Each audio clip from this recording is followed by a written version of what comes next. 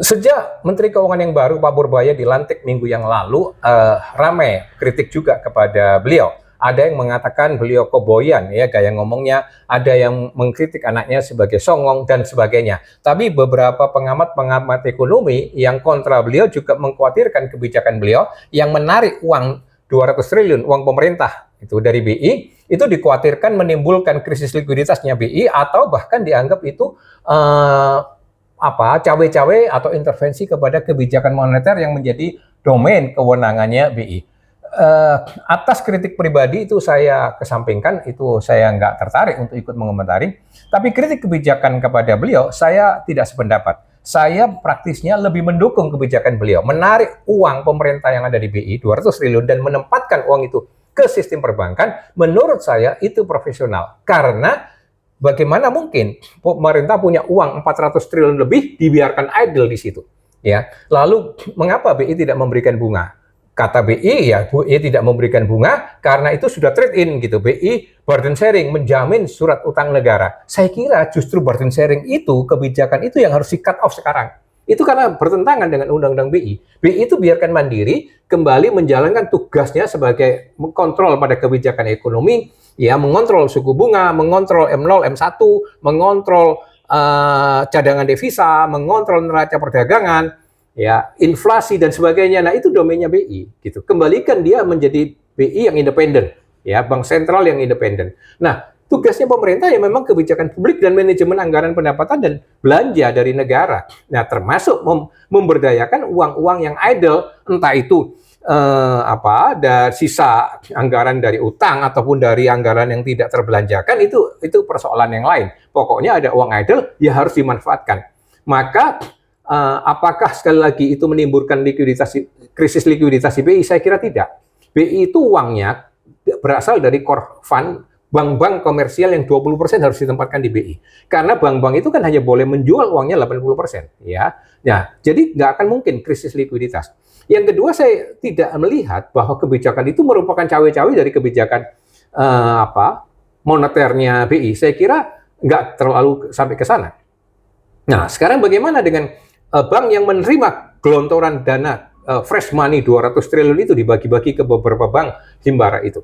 Apakah lalu mereka juga over likuiditas? Saya kira juga tidak. Mereka bank-bank itu pasti cerdas dan profesional, pasti segera lending gitu kepada sasaran-sasaran, terutama di dunia bisnis real, ya, di sektor real yang visible dan bankable.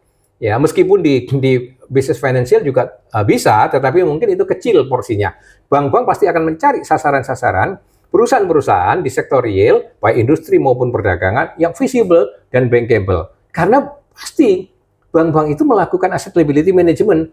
Intinya bagaimana dia tidak mismatch gitu antara beban bunga yang harus dia bayar kepada pemerintah, ya, dan penghasilan bunga yang harus dia dapat dari dunia usaha. Itu kan sesederhana itu, ya, prinsipnya.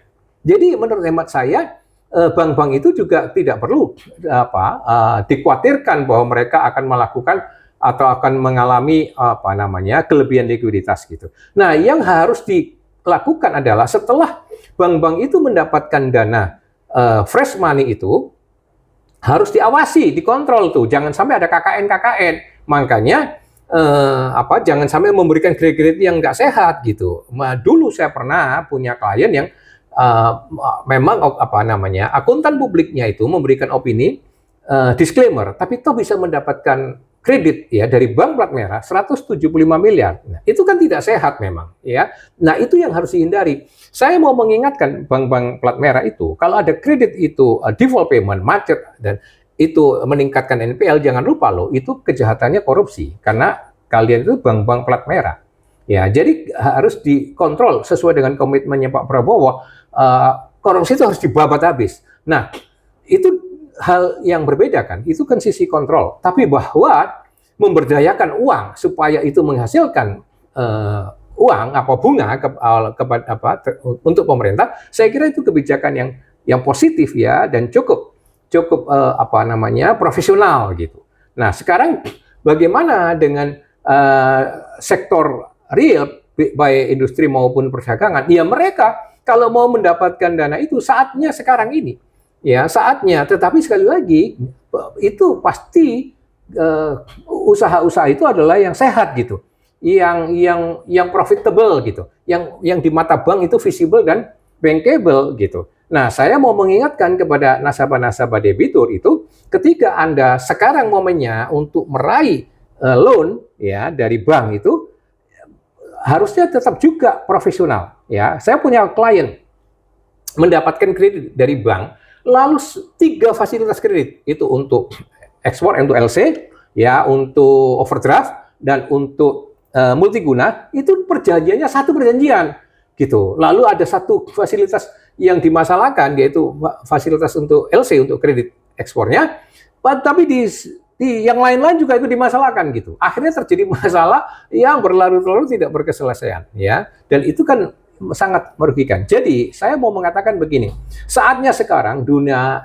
industri dan perdagangan, bisnis sektorial itu bagaimana memanfaatkan likuiditas bank itu yang banyak itu, tapi pada sisi yang lain bagaimana Anda bersikap profesional gitu. Mau untuk mendapatkan loan itu harus mengerti apakah Anda itu posisinya visible dan payable, dan pada sisi yang lain bagaimana aspek legalnya untuk memanage loan yang bisa Anda terima itu. Ya, jadi menurut hemat saya dari BI-nya nggak ada urusan dengan likuiditas dan tidak ada itu melampaui kewenangan di bank-bank komersial mendapatkan kucuran fresh money ini nggak sama saya kira dengan BLBI, lebih serupa dengan ketika krisis di COVID-19 itu kan banyak nasabah bank itu yang kolaps, lalu diberikan bank-bank diberikan kucuran dana untuk melakukan restrukturisasi di dalam membantu nasabah debiturnya itu untuk mengcover utang-utangnya ketika terkena dampak COVID gitu ya. Itu mungkin padanannya dengan itu. Tapi kan sekarang tidak ada yang krisis karena COVID ya atau karena pandemi dan sebagainya. Diharapkan bank-bank itu mencari sasaran-sasaran untuk lending dananya itu kepada perusahaan-perusahaan yang visible dan bankable gitu. Nah, di sisi yang lain dari calon-calon nasabah debitur ini juga bagaimana bersikap profesional gitu, mau memanfaatkan loan itu dengan sebaik-baiknya dan termasuk mempertimbangkan segi-segi hukum perjanjiannya itu juga dengan profesional. Jangan sampai secara awam begitu saja berhubungan dengan bank, lalu apa yang terjadi seperti contohnya klien saya itu, bahwa dia hancur gara-gara salah itu di dalam mengikuti arahannya bank. Jadi semua pihak sekarang ada banyak dana tetapi bisa dimanfaatkan, tetapi bagaimana memanfaatkan dana ini dengan profesional. Salam merah putih.